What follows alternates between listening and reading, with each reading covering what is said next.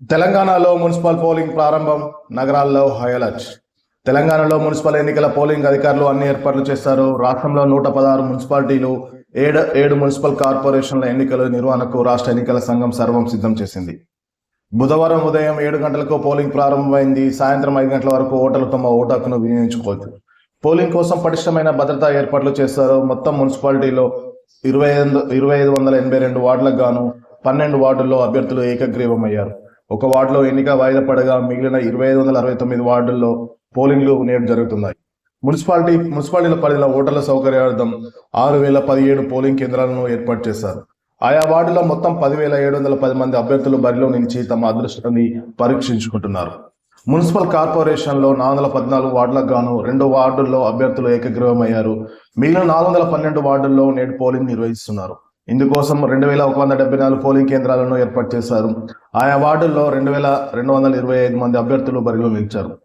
మొత్తం ఓటర్లు 52,17,413 మంది ఉండగా వీరిలో పురుషులు 25,50,000 మంది, మహిళలు 26,67,000 మంది ఉన్నారు. ఇతరులు 638 మంది ఉన్నట్టు తెలుస్తుంది. అలాగే ఈ నెల నేడు ఉదయం 8 గంటల నుంచి ఈ నెల 13న ఉదయం 8 గంటల నుంచి కౌంటింగ్ ప్రారంభించి ఫలితాలను ప్రకటించనున్నారు. 16న చైర్పర్సన్లు, వైస్ చైర్పర్సన్లు, మేయర్లు, డిప్యూటీ మేయర్లు ఎన్నుకున్నారు. మొత్తం ఈ ఎలక్షన్ నిర్వహణకు 41,773 మంది పోలీస్ సిబ్బంది ఎన్నికల విధులు నిర్వహిస్తున్నారు. మున్సిపల్ ఎన్నికల కోసం పకడ్బందీ ఏర్పాటు చేసిన రాష్ట్ర ఎన్నికల కమిషనర్ రాణి ముఖర్జీ తెలిపారు. ఆయా జిల్లాల్లో ఏర్పాటు చేసిన డిస్ట్రిబ్యూషన్ కేంద్రాల నుంచి ఎన్నికల సామాగ్రితో సిబ్బంది పోలీస్ బందోబస్తు మధ్య మంగళవారం సాయంత్రమే పోలింగ్ కేంద్రాలకు చేరుకున్నట్లు పేర్కొన్నారు. ఉదయం 7 గంటల నుంచి సాయంత్రం 5 గంటల వరకు పోలింగ్ జరగనున్నది.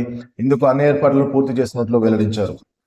ఎన్నికల పకడ్బందీగా నిర్వహించేందుకు మొత్తం 1379 రిటర్నింగ్ అధికారులు, 41,773 మంది పోలింగ్ సిబ్బంది నియమించినట్లు మంగళవారం ఒక ప్రకటన తెలిపారు.